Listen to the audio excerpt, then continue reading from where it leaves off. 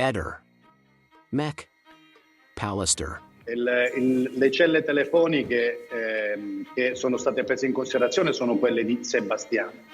Da quello che risulta dai tabulati, anche perché, così come vi ho detto anche l'altra volta, nell'ultima occasione, insomma, con le celle telefoniche non si può stabilire uno spazio ben preciso. La posizione di Liliana noi la ricaviamo dalle immagini delle telecamere, nonché da quello che poi riferisce Sterpin, che dice che Liliana si stava recando al negozio Wind, e in quel momento invece la cella che si muove, insomma il telefono che si muove è quello di Sebastiano, il quale alle 8:48 si troverebbe, insomma alle 9 circa, si troverebbe nelle vicinanze del negozio Wind, ma c'è anche un altro momento in cui i due sono molto vicini. I telefoni di Liliana sono rimasti presso l'abitazione. Le celle telefoniche, c'è un momento in cui alle 8:22-24 le celle telefoniche di Sebastiano e la cella telefonica di Liliana agganciano la stessa cella. Successivamente alle ore 9 la cella di Sebastiano aggancia una cella che si potrebbe trovare vicino al negozio Wind, nella prossimità. Perché il telefono che sia mosso dall'abitazione, questo io non lo posso dire. Tra gli accertamenti che sono stati disposti dalla procura è proprio quello di andare, perché non abbiamo una precisione dei movimenti del telefono, perché non è semplice. Comunque la cella telefonica occupa uno spazio anche rilevante, e ci possono essere anche degli spostamenti, dei rimbalzi, chiamiamoli così. Però tant'è che il giudice, tra gli ulteriori accertamenti che ha ordinato alla procura, c'è proprio quello di andare ad applicare un programma specifico al fine di stabilire con certezza il movimento che fa il telefono e soprattutto il luogo esatto in cui lo stesso si trova. Potrebbe essere plausibile, ma è un'ipotesi, perché qui stiamo parlando di ipotesi, che Sebastiano abbia incontrato nel percorso Liliana. Questo potrebbe essere plausibile. Poi un ragionamento invece, ed è questo che secondo me dovrebbe essere attenzionato perché ancora non è stato fatto, è relativo ai consumi energetici, non soltanto dello studio, del negozio di cui fa riferimento Sebastiano, il quale alle 9:12 entra in quello studio. Però, le ripeto, è interessante potrebbe essere il discorso dei consumi energetici sull'abitazione di Liliana, che ancora ad oggi non sono stati fatti. Quindi se Liliana è uscita di casa e dovrebbero invece, se dovessero invece emergere dei consumi alterati presso l'abitazione, qualcuno vuol dire che è tornato a casa, che è rientrato a casa. Tutto potrebbe essere, assolutamente. Guardi, io le dico facciamo un altro discorso. Allora, noi abbiamo Liliana che viene ripresa più volte, perché così facciamo un po' di chiarezza.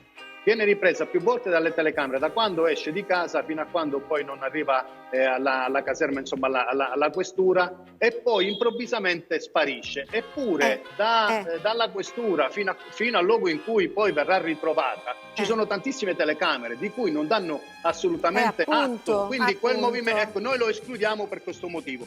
La mia assistita, quando viene sentita nel mese di dicembre, riferisce agli inquirenti che Sebastiano gli comunica che alle 10:30 è tornato a casa. Perché è attendibile Silvia? Silvia è attendibile perché riporta anche il particolare delle buste dell'immondizia, e in quel momento ancora non è stata individuata nelle telecamere Liliana. Quindi quello che dice Sebastiano a Silvia deve essere dichiarato e ritenuto attendibile perché è un particolare che gli riferisce Sebastiano. Vabbè. In quel momento, il 28 di dicembre, ancora non è stata acquisita l'immagine di Liliana che lì è vicina ai secchi dell'immondizia.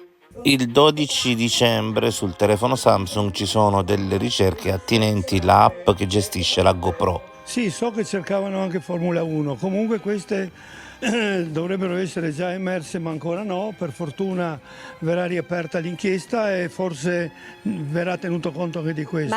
E poi ci sono consuete ricerche inerenti a abitazioni, perché lei probabilmente voleva risparmiare sull'affitto. Certo, per non continuare, non continuare a pagare come fino allora più di 1.000 euro solamente per abitare in quell'appartamento. Lui demanda tutto, lui dice sempre che saranno gli investigatori a occupare occuparsi di questo, è giusto nella prossima fase. E volevo dire che siccome ci sono cinguetti di tutti i tipi che circolano, Sebastiano nei 3 giorni immediatamente seguenti alla sparizione di Liliana, lei era semplicemente scomparsa.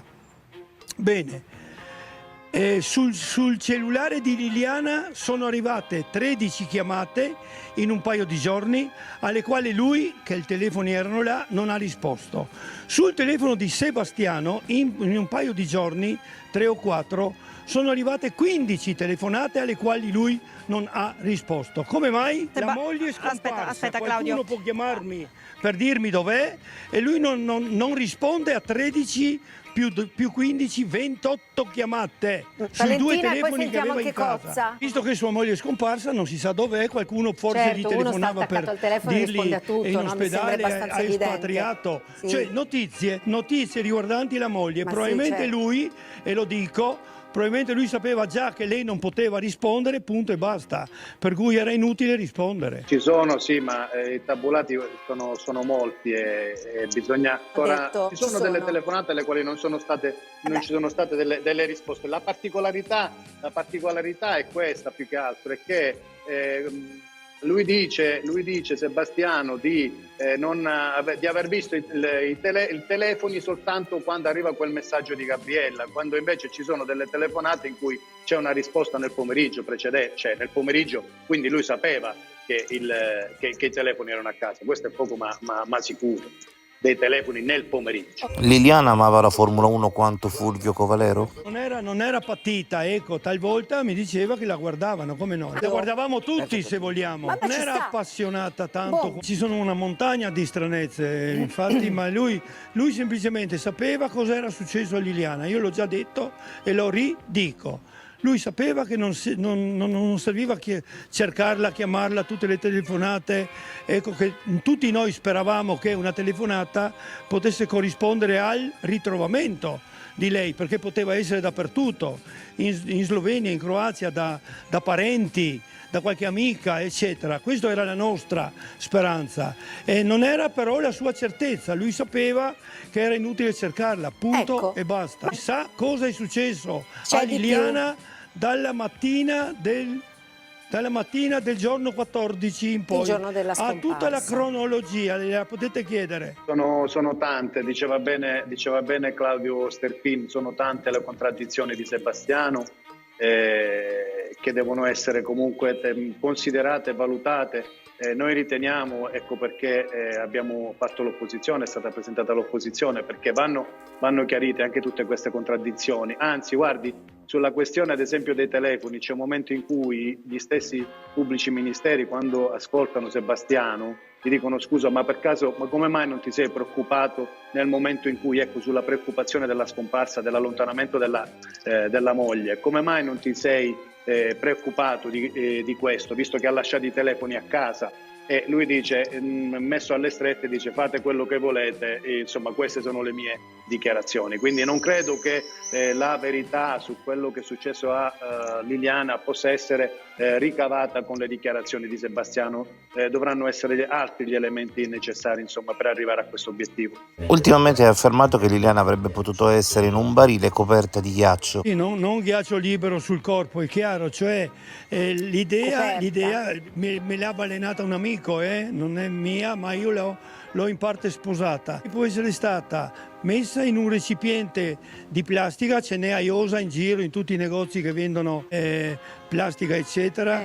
Recipiente di 1 metro per mezzo, alto mezzo, rannicchiata dentro, coperta con un telo impermeabile e chiaro, e sopra il telo può essere stato versato del ghiaccio macinato, che non è più che quello che il pescivendolo usa per salvare il pesce per domani. Il pesce che avanza oggi, il pescivendolo non lo butta mica via, lo vende domani dopo averlo coperto di ghiaccio. Ehi, non dimenticare di iscriverti a questo canale.